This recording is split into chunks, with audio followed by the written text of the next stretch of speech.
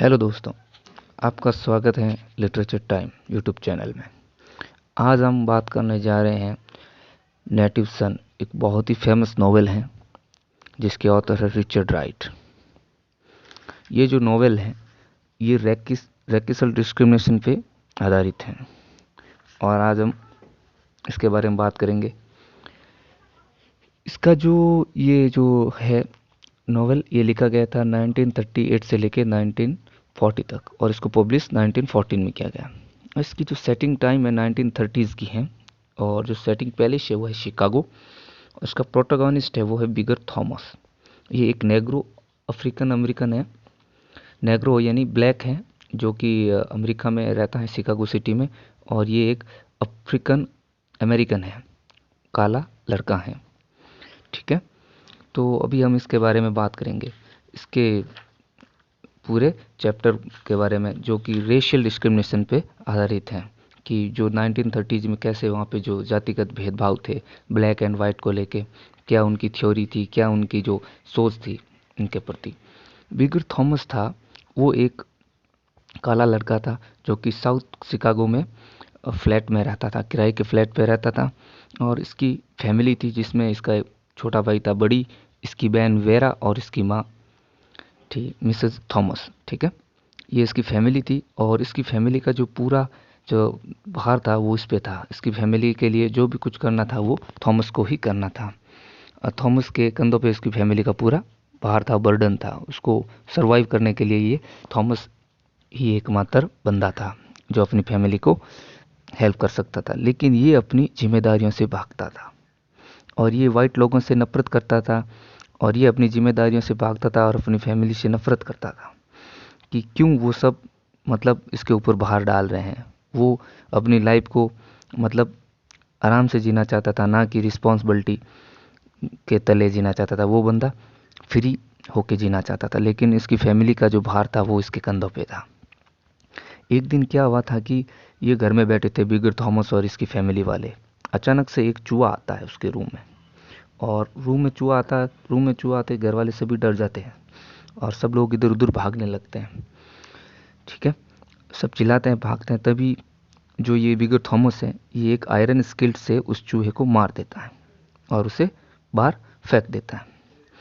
और इसकी माँ है जो बिगर थॉमस को बोलती है, मिसेस थॉमस, वो बोलती हैं कि तुम्हें एक मिस्टर डॉल्टन के यहाँ जाना है जॉब के लिए।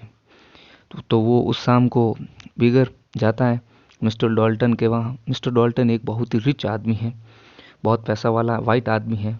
और इसके यहाँ बिगर थॉमस जाता है ड्राइवर की जॉब के लिए, कि मुझे एक ड्राइवर की जॉब चाहिए, ऐसे करके उसका इंटरव्यू होता है। तो बिगर मिस्टर डॉल्टन के वहाँ जाता है। मिस्टर डॉल्टन उससे क्वेश्चन पूछते हैं और फाइनली इसको रिकमेंड कर लेते हैं, ज्वाइन कर देते हैं कि चलो ठीक है, तुम कल से आ जाना, मेरी गाड़ी चला लेना, कोई बात नहीं, तुम अच्छे ड्राइवर हो। और उसको फाइनली वो जॉब पे रख लेते हैं। अब क्या है कि ये जो बिगर है इसके 3 फ्रेंड है, एक गस है, एक जीएच है और एक है जैक। ठीक है, जो ये इसके तीनों फ्रेंड है ये भी नेग्रो ही है, अफ्रीकन अमेरिकन ब्लैक बंदे हैं। और ये तीनों वाइट से, चारों मिलके वाइट से नफरत करते हैं, गोरे लोगों से। और ये तीनों मिलके एक प्लान बनाते हैं एक वाइट्स को लूटने का, कि कैसे हम एक वाइट्स को एक रॉबरी करते हैं, उससे किसी से पैसे छीन लेते हैं। लेकिन इनमें से किसी की हिम्मत नहीं होती है वाइट्स को लूटने की। तीनों आपस में डरते हैं कि मतलब तीनों के अंदर एक डर बैठा हुआ है, लेकिन ये एडमिट नहीं कर रहे अपने डर को, तीनों ही कंसर्ट नहीं कर पा रहे हैं। ठीक है, ये ना ही मतलब ये अपने डर को बोल रहा है कि भाई मैं डर रहा हूँ, तीनों आपस में डर रहे हैं कि यार कैसे कर रहे कैसे करें। लेकिन फिर फाइनली गस को मतलब डर लगता है, डर तीनों को लगता है, लेकिन ये एडमायर नहीं कर पाते, उस डर को एडमिट नहीं कर पाते कि भाई हमें लग रहा है। मतलब वो मान नहीं रहे कि हमें डर लग रहा है। और ये तीनों एक सिनेमा जाते हैं, थिएटर में मूवी देखने के लिए। मूवी देखते हैं थिएटर में, और मूवी देखने के बाद ये लोग वापस थिएटर से बाहर आते हैं। तब वहाँ पर गस और ये बिगर के बीच में झगड़ा हो जाता है इसी बात को लेके कि तुम वाइट्स पे कैसे हमला नहीं कर सकते, हम तो उनको मारेंगे पीटेंगे और उसको लूटना है, ऐसे करके ये इनके बीच में झगड़ा हो जाता है बिगर और गस के बीच में। और फिर झगड़ा होता है, फिर इन दोनों को अलग किया जाता है और फाइनली ये ड्रॉप कर देते हैं आइडिया कि अभी हम नहीं लूटेंगे वाइट्समैन को, और वो बिगर जॉब पे चला जाता है। तो वहाँ पर मिस्टर डॉल्टन की जो वाइफ है, मिसेस डॉल्टन, वो है अंधी लड़की, अंधी एक औरत है, ठीक है। और उनकी एक बेटी है मैरी, मिस्टर डॉल्टन की बेटी का नाम है मैरी। वो मैरी मिलती है इससे, विगर से, और उससे कुछ इंट्रोगेट करती है, तो ये डर जाता है और वो क्वेश्चन आंसर के जवाब नहीं दे पाता, और उसको डर यही रहता है कि अगर मैं जवाब नहीं दे पाया तो शायद मेरी जॉब चली जाए, लेकिन ऐसा नहीं होता है। और फाइनली इनके घर में, मिस्टर डॉल्टन के घर में, एक पैगी नाम की एक आयरिश कुक है, सर्वेंट है। वो बिगर को एक रूम दिखाती है कि आपको यहाँ रहना है, ये आपका रूम है, और मिस्टर डॉल्टन के बारे में बताती हैं कि ये एक अच्छे आदमी है। और मिस्टर डॉल्टन जो कि मैरी के बॉयफ्रेंड जैन से नफरत करते हैं, जो कि कम्युनिस्ट हैं, ठीक है। और इससे पहले कभी भी बिगर को इतना बड़ा रूम नहीं मिला था पर्सनल, जो उसको डॉल्टन के घर पे जाकर उसे जॉब पे लगने के बाद मिला था। अब क्या है कि एक रात बिगर मैरी को लेके गया था उसके बॉयफ्रेंड जैन से मिलाने के लिए, जो कि कम्युनिस्ट था, उससे मिलाने के लिए गया था। वो लोग बाहर गए थे और नाइट में उन्होंने होटल में खाना खाया, खाए पिए वहाँ पर बैठे रहे, शराब पी, रम की बोतल खरीदी और तीनों ने जम के शराब पी। अब जो अब जो बिगर है, वो मैरी और जैन का जो बिहेवियर देख के डर रहा था, कि वो दोनों उसको बोल रहे थे कि भाई तुम मुझे अपने नाम से बुला सकते हो, हम दोनों दोस्त हैं, मतलब वो सिंपैथी रखते थे बिगर के लिए। लेकिन बिगर इस सिंपैथी से डर रहा था कि ये लोग इतनी सिंपैथी मुझसे क्यों रख रहे हैं, ठीक है। वो डर रहा था कि ये लोग गोरे मेरे साथ क्या करेंगे, जबकि बिगर और अपने ये जैन और उसकी गर्लफ्रेंड के दिल में ऐसी कोई बात नहीं थी। वो लोग उसके साथ अच्छे से पेश आते थे, लेकिन वो डर रहा था कि यार पता नहीं ये मेरे साथ क्या करेंगे। फाइनली वो लोग वहाँ से निकले होटल से, और उन्होंने जैन को घर पे पिक करने के बाद वो दोनों मिस्टर डॉल्टन के घर पहुँच गए। मैरी अब मैरी बहुत शराब पी रखी थी, उसके पैर लड़खड़ा रहे थे, वो सीढ़ियाँ नहीं चढ़ रही थी। तो उसने थॉमस से हेल्प मांगी कि प्लीज़ मुझे मेरे रूम तक छोड़ दो। तो थॉमस ने उसे उसके रूम तक छोड़ने के लिए, वो बिगर थॉमस उसे अपनी बाहों में पकड़ के उसके रूम तक लेके गया, उसके रूम में लेके गया, और फाइनली उसकी नीयत ख़राब हो गई उसको देख के, और उसने उसको किस कर दिया। इसी दौरान उसके मैरी के बेडरूम का डोर ओपन हुआ और वहाँ से मिसेस डॉल्टन आई। मिसेस डॉल्टन को एंटर करते ही देख के वो घबरा गया था बिगर। वो अंधी जरूर थी, लेकिन अंधे लोगों का जो सेंस ऑफ ह्यूमर होता है, वो मतलब स्मेल से पता लगा लेते हैं कि या कुछ हो रहा है। तो उसने मैरी को नीचे गिराया और मैरी के मुंह पे पिलो रख दिया और उसको प्रेस किया, पिलो को मतलब तकिया रख के दबा दिया। और वो अंदर आई मिसेस डॉल्टन, और उसने स्मेल किया कि भाई इसके अंदर वाइन्स की स्मेल्स आ रही है। उसने अपनी बेटी को स्कॉल्ड किया, डांटा, और वो बाहर चली गई। और वो बाहर गई तब तक उसने उसके मुंह पे तकिया रखा। उसने तकिया हटा के देखा बिगर थॉमस ने, तो देखा कि जैन मैरी मर चुकी थी, उसकी सांसें अटक गई थी, सॉपो कटिंग हो गई थी और वो मर गई थी। अब उसने सोचा कि यार ये तो प्रॉब्लम हो गई, फंस गए शराब में, अब क्या करें।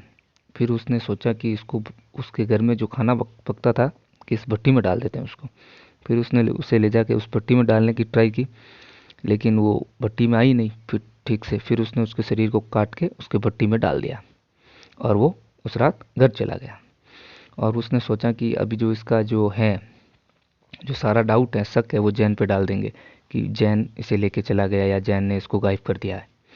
अब अगले दिन जब बिगर, ठीक है, बिगर वापस मिस्टर डॉल्टन के घर गया कि कहीं उन्हें शक ना हो जाए मैं भाग जाऊं, तो वहाँ पे गए तो मिस्टर डॉल्टन अपनी डिसअपियर्स बेटी को ढूंढ रहे थे कि वो कहाँ गायब हुई, क्या हुआ क्या नहीं, उन्हें कुछ नहीं पता था। अब बिगर वहाँ जाके उसने ट्राई किया कि ये जो सारा सस्पेंस है जैन के ऊपर डाल दें, शक, पूरा शक जैन के ऊपर डाल दें। बिगर को मिस्टर डॉल्टन को बिगर ने जैन के बारे में भड़काया कि ऐसे ऐसे हैं, ये हुआ है।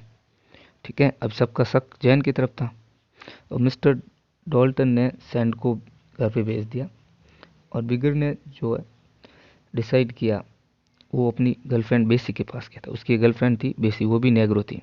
इसके पास गया और उसने बेसी को कंप्लेंस किया और उसने उसे कुछ पैसे दिए। तो बेसी को मतलब शक हो गया था कि कहीं इसने ही मैरी को नहीं मार दिया हो थॉमस ने, लेकिन वो उसने बेसी को कुछ नहीं बताया और उसने वहाँ से एक किडनैप के लिए एक ऐसा लेटर लिखा मिस्टर डॉल्टन को कि भाई आपकी बेटी किडनैप हो गई है, इतने इतने पैसे दे दो, आपकी बेटी को छोड़ देंगे। मतलब ऐसा कुछ उसने जैन के लिए किया कि भाई जैन पे सारा शक चले जाए, जैन ने किडनैप किया उनकी बेटी को पैसों के लिए, ऐसा कुछ वो शक क्रिएट करना चाहता था। अब जो बेसी थी बिगर की जो गर्लफ्रेंड, उसको शक हो गया था कि इसने कुछ ना कुछ गलत किया है मैरी के साथ। ठीक है, अब उसने ऐसा लेटर लिख के वो वहाँ से चला गया और अब जो कि है मिस्टर डॉल्टन ने एक प्राइवेट डिटेक्टिव को बुलाया जिसका नाम मिस्टर ब्रिटन था कि आप पता लगाइए क्या हुआ क्या नहीं हुआ। और जो मिस्टर ब्रिटन था वो जियूस था, यहूदी था और उसकी पॉलिटिकल बिलीफ्स थी कम्युनिस्ट था, वो पॉलिटिकल बिलीफ्स उसकी कम्युनिस्ट थी। और उसने बिगर को देखते ही उसको शक हो गया था कि भाई ये बंदा ही मुझे गड़बड़ लग रहा है। तो उन्होंने पूछा कि ये कौन है डॉल्टन से। डॉल्टन ने कहा नहीं ये तो ड्राइवर है, काला आदमी है, इसकी हिम्मत नहीं होगी इतना करने की। लेकिन उसको शक होने लग गया था क्योंकि बिगर है वो ऐसी कहानियां बना रहा था और सारा जो अपराध था वो उसके सिर पे थोप रहा था जैन के। ये देख के ब्रिटन को शक होने लग गया था। ठीक है, अब बिगर जो था वो डॉल्टन अब डिसाइड किया था कि उसने वो किडनैप नोट लिखा, सब कुछ किया और तभी मिस्टर डॉल्टन ने जैन को बुलाया और जैन को और उनको दोनों को आमने सामने किया, जैन और बिगर को। तो जैन सोच रहा था कि ये बिगर झूठ क्यों बोल रहा है, मैंने तो कुछ ऐसा किया ही नहीं और ये बंदा सारे जो है वो एक्यूज्ड है मेरे ऊपर लगा रहा है, मैंने ऐसा कुछ किया नहीं और ये मेरे ऊपर एक्यूज लगा रहा है। तो इस बीच में उसे ब्रिटन जो इन्वेस्टिगेट कर रहा था उसको इस पे शक हो गया कि हो ना उस बंदे ने कुछ गड़बड़ किया है। और फाइनली वहाँ पे पुलिस केस हुआ, पुलिस आई, पुलिस ने उस ब्रिटेन से सारी इन्वेस्टिगेशन अपने अंडर में ली और पुलिस ने वहाँ पे सर्च किया तो उनको उस भट्टी में मैरी की हड्डियाँ मिली और वो ईयर रिंग्स मिली कान वाली। ये देख के उन्हें लगा कि हाँ भाई किसी ने मार के इसको भट्टी में डाल दिया। और अब सारा सच खुलने के बाद, डाइवर्जेंस होने के बाद, पर्दाफाश होने के बाद वो बंदा वहाँ से भागा, बिगर वहाँ से भाग गया और पुलिस को पूरा लग गया कि भाई इस बंदे ने मारा, वो भाग गया। ठीक है, वो भाग के बेसिक के पास गया। ठीक है, और बेसिक के पास गया और बेसिक को उसने सब कुछ बता दिया। ठीक है, और बेसी ने सोचा होगा कि अब सब सारे लोग यही सोचेंगे, वाइट लोग, कि भाई इसने नेग्रो ने बिगर ने पहले उस लड़की को रेप किया फिर उसको मार दिया। ठीक है, और वो बेसी और वो दोनों भागना चाहते थे कि पुलिस उनके पीछे पड़ गई थी और वो बेसी को लेके भागना चाहता था। बेसी डर के मारे भाग रही थी, वो पैरालाइज हो गई डर के मारे। ठीक है, अब वो भाग नहीं पा रही थी, बेसी पैरालाइज हो गई।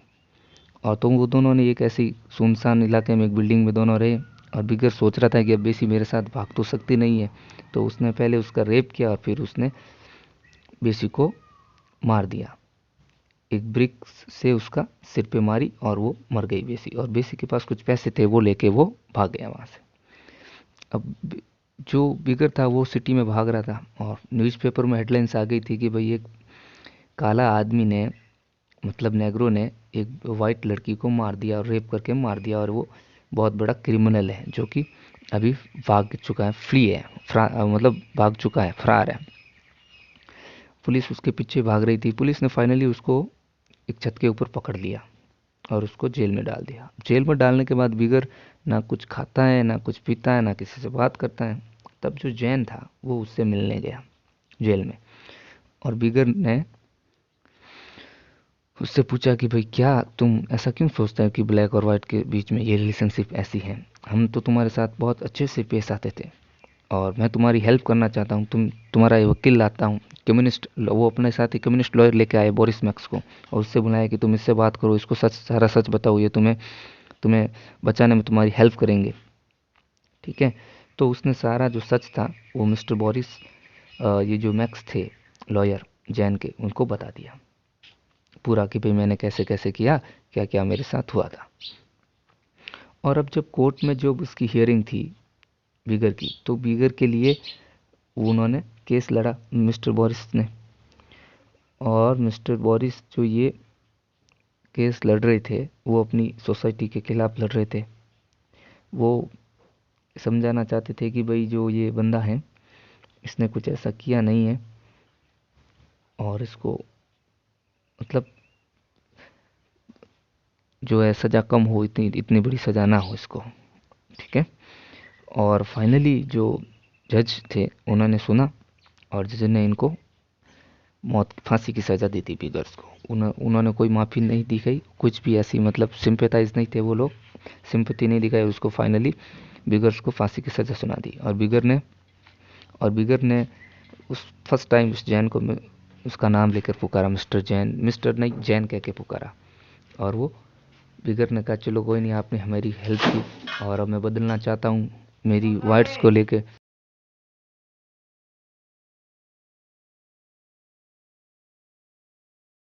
मैं वाइट्स को बहुत बुरे लोग समझता था, एविल समझता, लेकिन अभी मुझे लगा कि वाइट्स, सारे लोग वाइट्स ऐसे नहीं होते हैं, कुछ लोग होते हैं जो हेल्प भी करते हैं। मैं अपना नज़रिया बदलना चाहता हूँ।